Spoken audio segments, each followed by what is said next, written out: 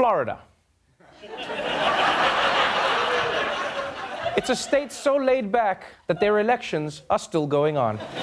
Florida's Secretary of State has ordered recounts in both the gubernatorial and U.S. Senate races after both unofficial results fell within the margin that triggers a recount by law. In the governor's race, Republican DeSantis has a shrinking lead over Democrat Andrew Gillum. Andrew Gillum has rescinded his concession, which he made on election night. I am replacing my words of concession with an uncompromised and unapologetic call that we count every single vote. Okay,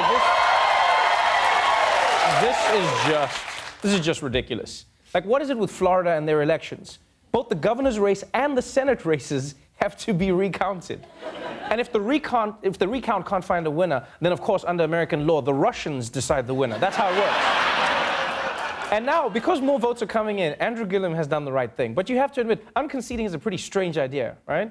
It's almost like someone taps out in an MMA fight, and then 3 weeks later just pops out in the parking lot like, I unconcede, I unconcede.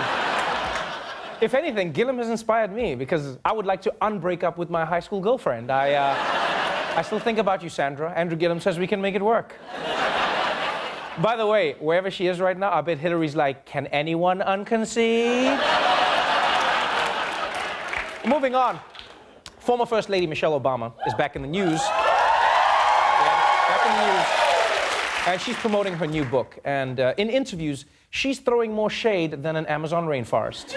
The former First Lady also referencing the current one and how, when they met after the 2016 election, Obama told Melania Trump she's just a phone call away. Has she reached out to you and asked for any help? No, she hasn't.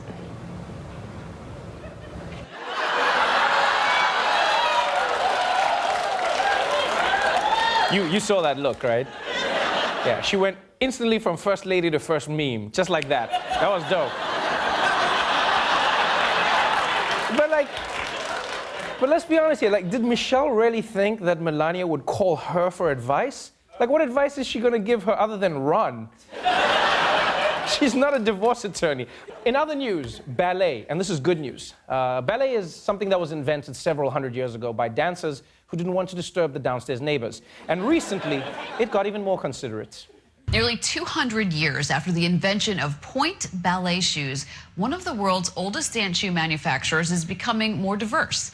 Britain's oldest manufacturer of point shoes, Freed of London, is not only selling the traditional pink slipper. In October, they introduced 2 new styles, brown and bronze, for dancers of color.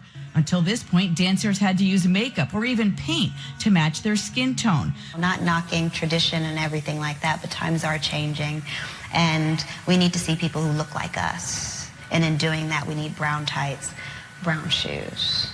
Yeah, this is great news. This is really, really great news for ballet dancers of color, because now, because of the brown shoes, their skin looks natural while they contort their bodies into the most freaky-ass, unnatural ways. And I think representation shouldn't just stop at ballet, because you may not realize it if you're white, but there's a lot of stuff that's fun that black people can't wear. Like, how come there's no black people novelty aprons, huh? Yeah. Don't black people deserve to look ridiculous too, don't they? And what about condoms? It's about time we start getting brown skin colored condoms. Yeah. I don't want to clash when I smash. Why are you judging me?